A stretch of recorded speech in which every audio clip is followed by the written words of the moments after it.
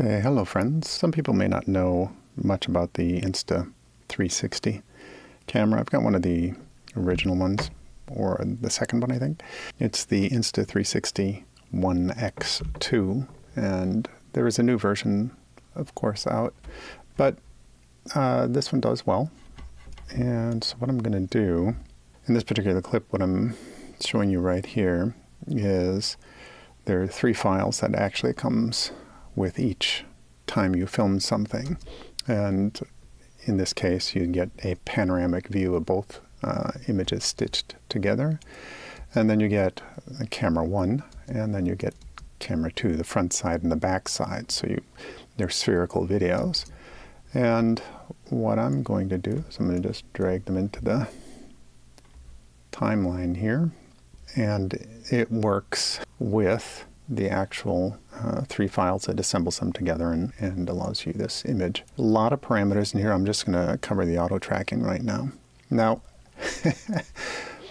video in is important, and if you have, not saying it's her fault, I should have checked to make sure that the camera lens, which is a covering, was cleaned before. So I didn't check as well, and I have a 7-year-old holding this. So that means I'm going to be working really hard to make sure the stability of this is accurate. First thing I'm going to do is go over here. I'm going to turn off direction lock. Direction lock basically is however the person is holding the camera, it keeps the scene focused in that area. If you're having it to someone who turns and moves and rotates and so forth, that's probably not the best way to go, because they don't always hold it in the proper location or proper aiming.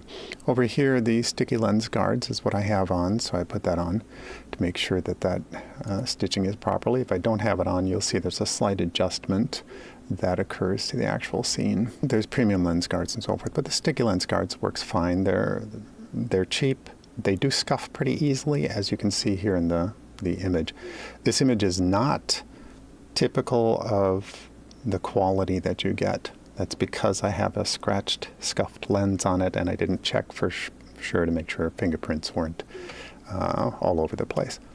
The optical flow stitching, I prefer that. Chromatic calibration, I prefer that as well, because that helps take out some of the blue fringing or purple fringing as well in the actual image.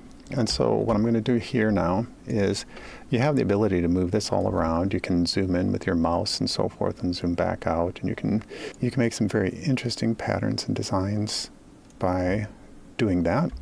And so what I'm going to do is move it ahead in the timeline. So, oops. I'm gonna drop a keyframe right here. And so what that does is it keeps the camera in that position, meaning my view in that position right here. I'm going to zoom in with the mouse button, but you can control all of your image points, basically, or image variables by just dialing these up or down or sliding them. So I'm going to get to the point where we're starting the training, which is about there. And then I'm going to go over here. I'm going to drag this all the way over there. And now I'm going to do deep track. Clicking on him. And we'll just watch that play out over the length of this. So what the deep track does, very well by the way, they really improved this over time, is smooths out all the dramatic variables sometimes of the people holding the camera. And we'll see how that looks in a little bit.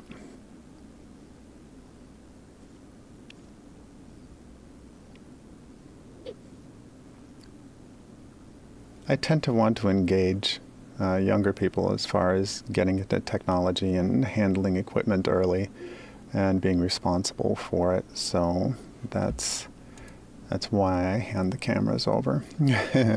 Obviously in the cases and protective devices surrounding the equipment as much as possible, so I don't have to worry about it. Always thinking that if they drop it, they smash it, whatever happens, It's my fault. I gave it to them. I entrusted them to it. There's a lot of training ahead of time.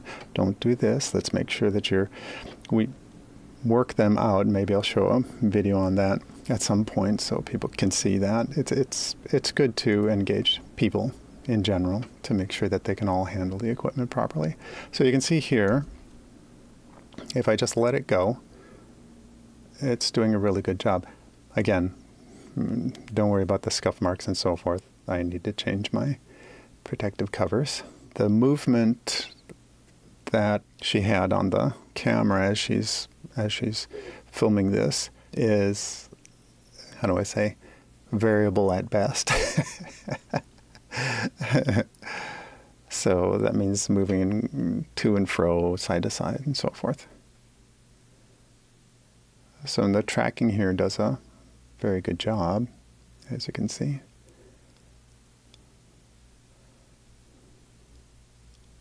And it wouldn't matter if she actually turned and rotated the camera. So if we actually rotated like that, it would maintain this same image.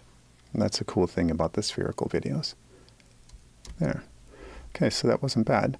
If at some point you wanted to change the parameters, because this track is now green, that shows that that is the deep track, you can always go through here and you can switch and adjust all these variables as you choose.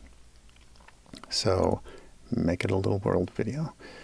And it will retain that because you've selected the green.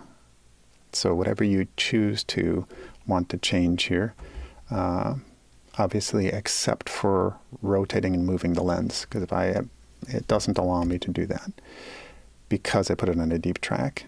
If I wanted to do keyframes, that's one other thing. Like de-warping here, sometimes that's good because what that does is it makes it so that you don't have the curvature of the lens included, and they basically make it more of a rectilinear footage so that your lines, horizontal lines and so forth, are actually horizontal.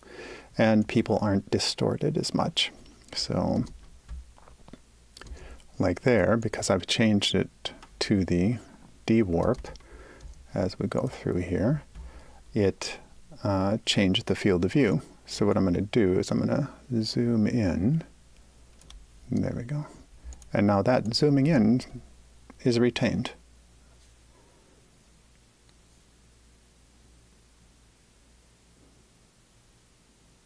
And the nice thing about this is because of these cameras, you can change your angles, you can change who's filming it, you can change the smoothness, zooming in and so forth on the fly with keyframes and so forth. But this is just the deep track, and you can see it does a very good job, even with a 7-year-old holding the camera.